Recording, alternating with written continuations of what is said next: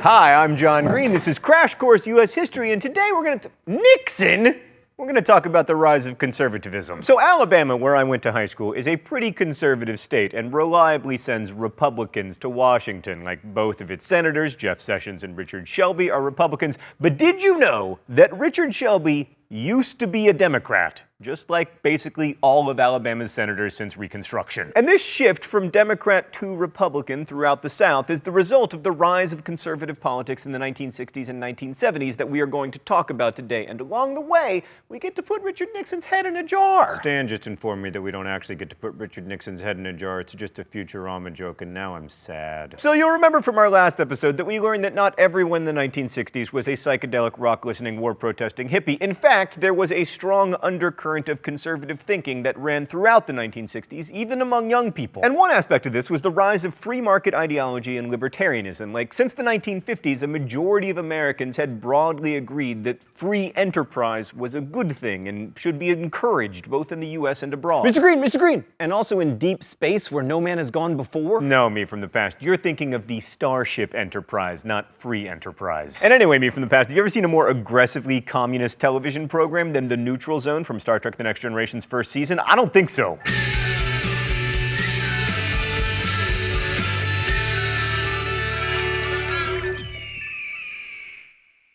Alright, so in the 1950s, a growing number of libertarians argued that unregulated capitalism and individual autonomy were the essence of American freedom. And although they were staunchly anti-communist, their real target was the regulatory state that had been created by the New Deal. You know, Social Security and not being allowed to, choose how many pigs you kill, etc. Other conservatives weren't libertarians at all, but moral conservatives who were okay with the rules that enforced traditional notions of family and morality, even if that seemed like, an oppressive government. For them, virtue was the essence of America. But both of these strands of conservatism were very hostile toward communism and also to the idea of big government. And it's worth noting that since World War I, the size and scope of the federal government had increased dramatically. And hostility toward the idea of big government remains the signal feature of contemporary conservatism, although very few people actually argue for shrinking the government because, that would be very unpopular. People like Medicare. But it was faith in the free market that infused the ideology of the most vocal young conservatives in the 1960s. They didn't receive nearly as much press as their liberal counterparts, but these young conservatives played a pivotal role in reshaping the Republican Party, especially in the election of 1964. The 1964 presidential election was important in American history precisely because it was so incredibly uncompetitive. I mean, Lyndon Johnson was carrying the torch of a wildly popular American president who had been assassinated a few months before. He was never going to lose. And indeed, he didn't. The Republican candidate, Arizona Senator Barry Goldwater, was demolished by LBJ. But the mere fact of Goldwater's nomination was a huge conservative victory. I mean, he beat out liberal Republican New York Governor Nelson Rockefeller, and yes, there were liberal Republicans. Goldwater demanded a harder line in the Cold War, even suggesting that nuclear war might be an option in the fight against communism, and he lambasted the New Deal liberal welfare state for destroying American initiative and individual liberty. I mean, why bother working when you can just enjoy life on the dole? I mean, unemployment insurance allowed anyone in America to become a hundredaire. But it was his stance on the Cold War that doomed his candidacy. In his acceptance speech, Goldwater famously declared, "Extremism in the defense of liberty is no vice," which made it really easy for Johnson to paint Goldwater as an extremist. In the famous Daisy advertisement, Johnson supporters countered Goldwater's campaign slogan of "In your heart, you know he's right," with "But in your guts, you know he's nuts." So in the end, Goldwater received a paltry 27 million votes to Johnson's 43 million, and Democrats racked up huge majorities in both houses of Congress.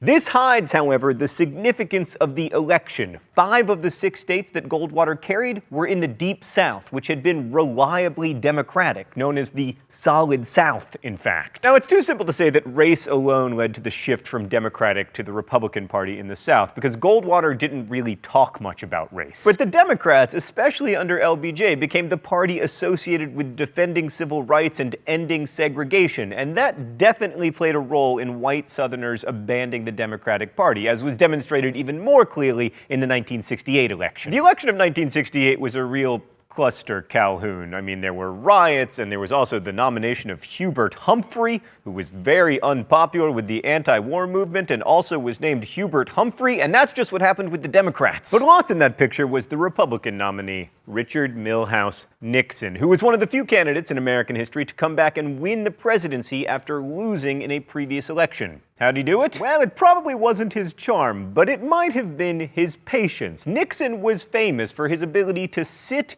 and wait in poker games. It made him very successful during his tour of duty in the South Pacific. In fact, he earned the nickname Old Iron Butt. Plus, he was anti-communist but didn't talk a lot about nuking people, and the clincher was probably that he was from California, which by the late 1960s was becoming the most populous state in the nation. Nixon won the election campaigning as the candidate of the silent majority of Americans who weren't anti-war protesters and who didn't admire free love or the communal ideas of hippies, and who were alarmed at the rights that the Supreme Court seemed to be expanding, especially for criminals. This silent majority felt that the rights revolution had gone too far. I mean, they were concerned about the breakdown in traditional values and in law and order. Stop me if any of this sounds familiar. Nixon also promised to be tough on crime, which was coded language to whites in the South that he wouldn't support civil rights protests. The equation of crime with African Americans has a long and sordid history in the United States, and Nixon played it up following a Southern strategy to further draw white Democrats who favored segregation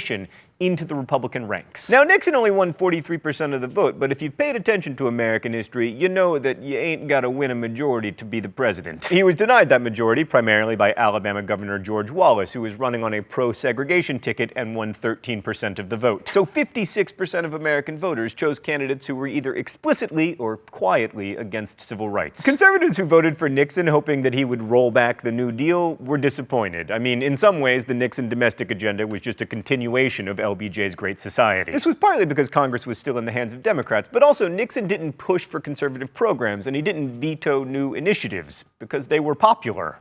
And he liked to be popular. So in fact, a number of big government liberal programs began under Nixon. I mean, the environmental movement achieved success with the enactment of the Clean Air Act and the Clean Water Act and the Endangered Species Act. The Occupational Health and Safety Administration and the National Transportation Safety Board were created to make new regulations that would protect worker safety and make cars safer. That's not government getting out of our lives, that's government getting into our cars. And when Nixon had the opportunity to nominate a new Chief Justice to the Supreme Court after Earl Warren retired in 1969, his choice, Warren Burger, was supposed to be a supporter of small government and conservative ideals, but just like Nixon, he proved a disappointment in that regard. Like in Swan versus Charlotte-Mecklenburg Board of Education, the court upheld a lower court ruling that required busing of students to achieve integration in Charlotte's schools. And then the Burger Court made it easier for minorities to sue for employment discrimination, especially with its ruling in Regents of the University of California versus Bakke. This upheld affirmative action as a valid governmental interest, although it did strike down the use of strict quotas in university admissions. Now, many conservatives didn't like these affirmative action decisions, but one case above all others had a profound effect on American politics. Roe versus Wade. Roe v. Wade established a woman's right to have an abortion in the first trimester of a pregnancy, as well as a more limited right as the pregnancy progressed. And that decision galvanized first Catholics and then evangelical Protestants. And that ties in nicely with another strand in American conservatism that developed in the 1960s and 1970s. Let's go to the thought bubble. Many Americans felt that traditional family values were deteriorating and looked to conservative Republican candidates to stop that slide. They were particularly alarmed by the continuing success of the sexual revolution as symbolized by Roe v. Wade and the increasing availability of birth control. Statistics tend to back up the claims that traditional family values were in decline in the 1970s, like the number of divorces soared to over 1 million in 1975, exceeding the number of first-time marriages. The birth rate declined, with women bearing 1.7 children during their lifetimes by 1976, less than half the figure in 1957. Now, of course, many people would argue that the decline of these traditional values allowed more freedom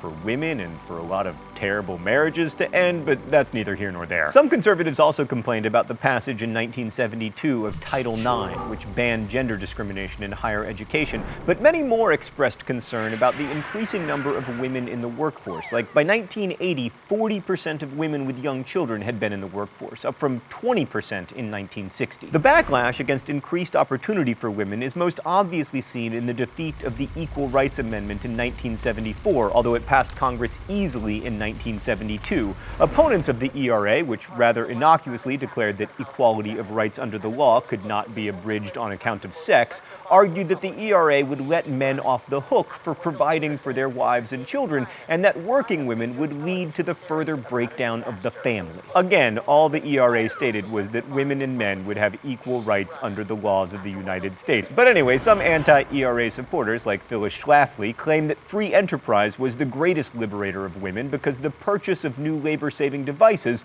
would offer them genuine freedom in their traditional roles of wife and mother. Essentially, the vacuum cleaner shall make you free, and those arguments were persuasive to enough people that the ERA was not ratified in the required 3/4 of the United States. Thanks, Thought Bubble. Sorry if I let my personal feelings get in the way on that one. Anyway, Nixon didn't have much to do with the continuing sexual revolution. It would have continued without him because, you know, scootily pooping is popular. But he was successfully reelected in 1972, partly because his opponent was the Democratic Barry Goldwater, George McGovern. McGovern only carried one state, and it wasn't even his home state. It was Massachusetts. Of course. But even though they couldn't possibly lose, Nixon's campaign decided to cheat. In June of 1972, people from Nixon's campaign broke into McGovern's campaign office, possibly to plant bugs. Now, we don't know if Nixon actually knew about the activities of the former employees of the amazingly acronymed CREEP, that is the Committee for the Re-election of the President. But this break-in at the Watergate Hotel eventually led to Nixon being the first and so far only American president to resign. What we do know is this: Nixon was really paranoid about his opponents, even the ones who appealed to 12% of American voters, especially after Daniel Ellsberg leaked the Pentagon Papers to the New York Times in 1971. So he drew up an enemies list and created a special investigative unit called the Plumbers, whose job was to fix toilets. No, it was to stop leaks. That makes more sense. I'm sorry, Stan, it's just by then the toilets in the White House were over 100 years old. I figured they might need some fixing, but apparently no. It was leaking. So what ultimately doomed Nixon was not the break-in itself, but the revelations that he covered it up by authorizing hush money payments to keep the burglars silent and also instructing the FBI not to investigate the crime. In August of 1974, the House Judiciary Committee recommended that articles of impeachment be drawn up against Nixon for conspiracy and obstruction of justice, but the real crime ultimately was abuse of power, and there's really no question about whether he was guilty of that. So Nixon resigned. Aw, man, I was thinking I was gonna get away without a mystery document today. The rules here are simple. I guess the author of the mystery document, and lately I'm never wrong. All right. Today I am an inquisitor. I believe hyperbole would not be fictional and would not overstate the solemnness that I feel right now. My faith in the Constitution is whole, it is complete, it is total. I am not going to sit here and be an idle spectator to the diminution, the subversion, the destruction of the Constitution. Oh, I'm gonna get shocked today. Is it Sam Ervin? Oh, dang it! Gah! Apparently it was African-American Congresswoman from Texas, Barbara Jordan. Stan, that is much too hard. I think you were getting tired of me not being shocked, Stan, because it's pretty strange to end an episode on conservatism with a quote from Barbara Jordan, whose election to Congress has to be seen as a huge victory for liberalism. But I guess it is symbolic of the very things that many conservatives found unsettling in the 1970s, including political and economic success for African-Americans and women and the legislation that helped the marginalized. Now, I know that sounds very judgmental, but on the other hand, the federal government had become a huge part of every American's life, maybe too huge. And certainly conservatives weren't wrong when they said that the founding fathers of the U.S. would hardly recognize the nation that we had become by the 1970s. In fact, Watergate was followed by a Senate investigation by the Church Committee, which revealed that Nixon was hardly the first president to abuse his power. The government had spied on Americans throughout the Cold War and tried to disrupt the Civil Rights Movement, and the Church Commission, Watergate, the Pentagon Papers, Vietnam, all of these things revealed a government that truly was out of control, and this undermined a fundamental liberal belief that government is a good institution that is supposed to solve problems and promote freedom. And for many conservatives, these scandals sent a clear signal that government couldn't promote freedom and couldn't solve problems, and that the liberal government of the New Deal and the Great Society had to be stopped. Thanks for watching. I'll see you next week. Whoa! Crash Course is made with the help of all of these nice people, and it exists because of your support on Subbable.com. Subbable is a voluntary subscription service that allows you to support stuff you like monthly for the price of your choosing. So if you value Crash Course US History and you want this kind of stuff to continue to exist so we can make educational content free forever for everyone, please check out Subbable. And I'm slowly spinning, I'm slowly spinning, I'm slowly spinning. Thank you again for your support. I'm coming back around. I can do this. And as we say in my hometown, don't forget to be awesome.